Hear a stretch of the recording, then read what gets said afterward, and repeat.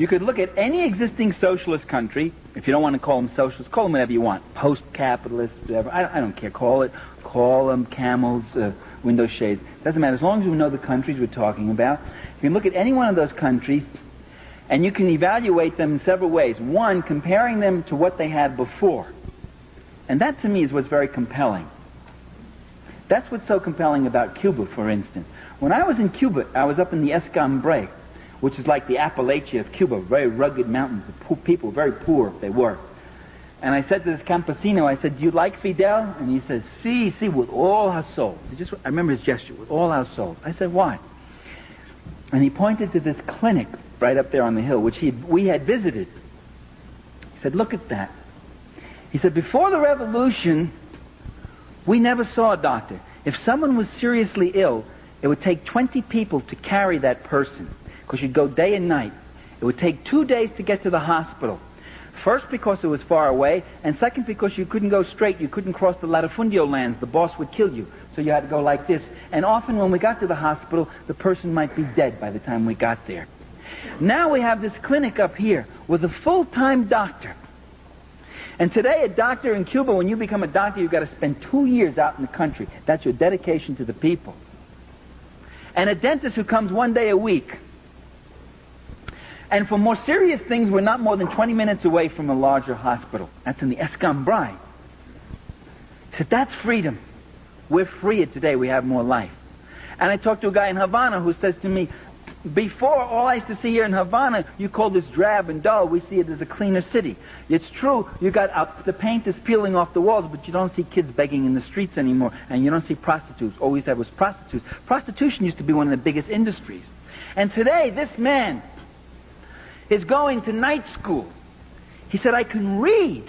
I can read. Do you know what it means to be able to read? Do you know what it means to be able not to read?"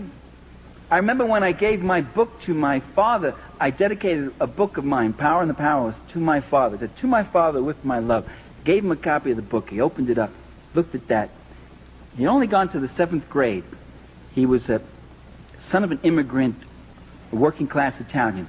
And he opens the book, and he starts looking through it, and he gets misty-eyed, very misty-eyed. And I thought it's because he was so touched that his son had dedicated a book to him. That wasn't the reason. He looks up to me and says, "I can't read this, kid." I said, "That's okay, Dad. Neither can the students. I mean, that's not something.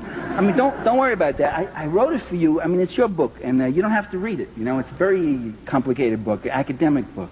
He says, "Yeah, I can't read this book." And the defeat that man felt. That's what illiteracy is about. That's what the joy of literacy programs is. That's why in Nicaragua you got people walking proud now for the first time. They were animals before. They weren't allowed to read. They weren't taught to read. And that's why I support revolution.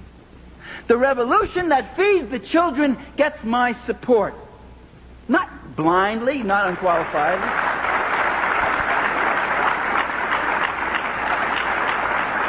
And the Reaganite government that tries to stop that kind of process, that tries to keep those people in poverty and illiteracy and hunger, that gets my undiluted animosity and opposition. The creation of the third world has been going on for 400 years, brings us to another revelation, namely that the third world is not poor. You don't go to poor countries to make money. There are very few poor countries in this world. Most countries are rich. The Philippines are rich. Brazil is rich. Mexico is rich. Chile is rich. Only the people are poor. But there's billions to be made there, to be carved out and to be taken. There's been billions for 400 years. The capitalist European and North American powers have carved out and taken the timber, the flax, the hemp, the cocoa, the rum, the tin, the copper, the iron, the rubber, the bauxite, the slaves, and the cheap labor. They have taken out of these countries. These countries are not underdeveloped, they're overexploited. Most people are never exposed to real history. In school, we usually don't read history, we read history textbooks, and mainstream ones at that, which avoid underlying realities, and ones that propagate myths, myths that serve the powers that be, myths that some of us find harmful to the truth and to democracy. So this is real history. This particular segment is entitled The functions of fascism. U.S. foreign policy is rational, it's successful, and it's very consistent. It just does not serve the interests of the people in the countries that it goes to, and it does not serve the interests of the American people. The goal of U.S. foreign policy is to support all those countries, leaders, and movements that welcome in multinational corporate investors, that open up their land, their labor, their markets, and their natural resources to the expropriation and exploitation by these rich people. And the other goal of U.S. policy, it's the other side of the same goal really, is to obliterate or wipe out or undermine any leader, political movement, or nation that tries to develop its own land, labor, and resources for itself, that is self-defining and self-developing. Those countries are demonized, their leaders are demonized, the American people are told that they are a mortal threat to our safety and our security, and they therefore have to be done in. And what does it mean to be a communist? It means to fight and devote yourself to the people. If communists, if we leftists, if we Marxists, if we revolutionaries, if we progressives, if we all we want is to hunger for power, then why do we side with the powerless? Then why don't we toady up to power? Why don't we take the road of the Henry Kissingers? And that's what hungering for power is. It's climbing like the political climbers and careers have done in every country in the world. And we on the left don't do that. We stand out in the rain. We stand out on the picket lines. We put our jobs on the line. We risk our careers. In many cases, we even risk our physical safety and our lives in all sorts of countries. If it's power we want, why do we take such a circuitous route? When Henry Kissinger was made National Security Advisor for Richard Nixon, Nelson Rockefeller gave him $50,000 as a going-away present. And Rockefeller said, well, giving's always been a tradition in our family. Giving. They cast their bread upon the waters and more came back, didn't it? He was saying to Henry Kissinger, Henry, I brought you out of Harvard. I brought you out of that Center for, or whatever that was, Strategic Studies, because I liked the books you were writing and you were writing them for me. Henry, you remember you're going to go work for Tricky Dick, but you remember who you belong to.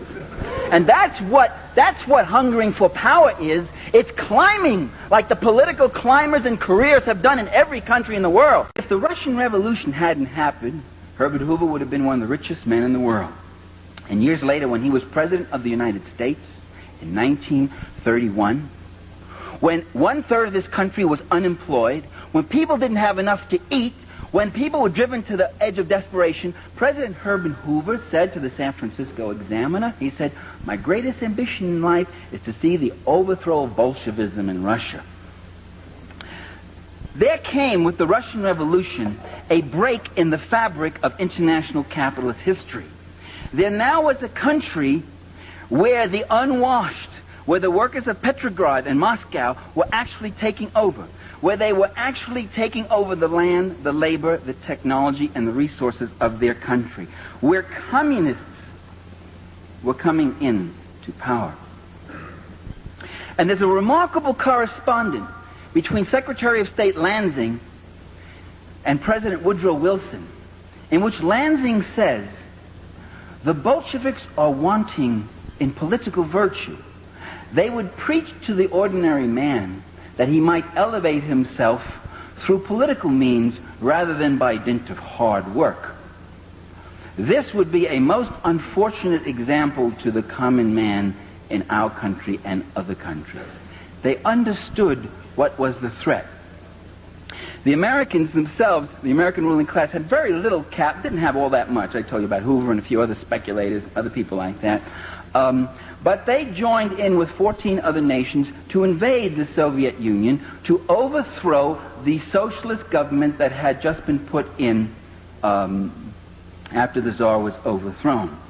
That process of invading a revolutionary country is still happening before our eyes.